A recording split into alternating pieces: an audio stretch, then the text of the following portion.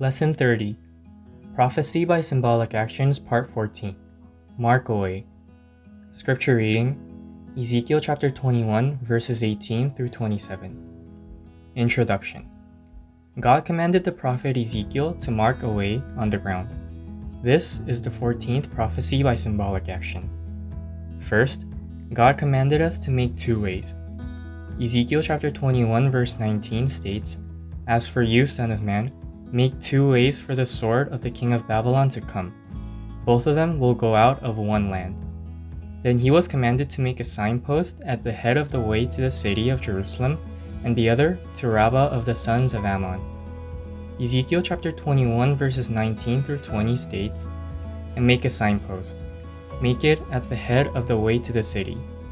You shall mark a way for the sword to come to Rabbah of the sons of Ammon, and to Judah into fortified Jerusalem." Here, God informed that king of Babylon will use divination at the parting of the way. Ezekiel chapter 21 verse 21 states, "For the king of Babylon stands at the parting of the way at the head of the two ways to use divination. He shakes the arrows, he consults the household idols, he looks at the liver." According to the ancient Near Eastern tradition, people would put marked arrows in the quiver and toss it high into the air, and the people decided to follow the direction of the marked arrow that fell the farthest away. Another way was to cut away a liver from a beast, and the condition of the liver would determine whether they should pursue or give up the matter. Number 1. Meaning of the symbolic action.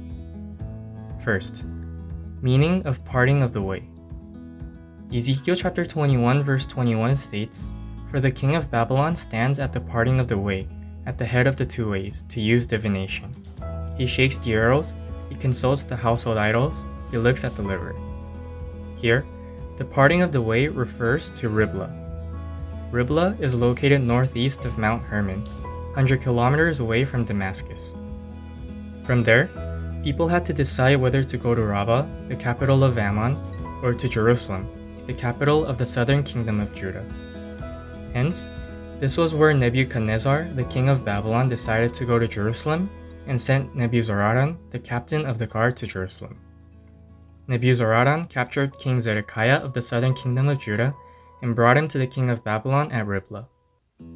2 Kings chapter 25 verse 6 states, "Then they captured the king and brought him to the king of Babylon at Riblah, and he passed sentence on him." Second, meaning of fortified Jerusalem. Ezekiel chapter 21 verse 20 describes Jerusalem as the fortified Jerusalem. This expression underscores that no matter how firm a man-made city may be, it will certainly fall when God sets his mind to tear it down. Jerusalem is surrounded by mountains and is located on a high plateau that is more than 853 meters high. However, unless the Lord builds a house, we labor in vain who build it. Unless the Lord guards the city, the watchman keeps awake in vain. Number 2. God's sovereignty. God detests practicing divination and drives them out before him. However, we can learn from Ezekiel's symbolic actions that when necessary, God freely controls even divination under his sovereignty. When king of Babylon practiced divination at Riblah, Rabbah was not chosen but Jerusalem, and even this happened under God's sovereignty. King Zedekiah, who had pledged his loyalty to the king of Babylon in the past, and the people of Judah regarded king of Babylon's divination lightly. They were falsely convicted that the southern kingdom of Judah was absolutely safe.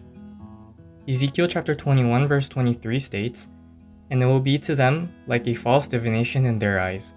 They have sworn solemn oaths, but he brings iniquity to remembrance, that they may be seized." However, even the invasion by Babylon came through God's sovereignty that punishes the wickedness of Judah. In the end, in order to discipline the southern kingdom of Judah for her sin, God governed the heart of the king of Babylon and even the divination.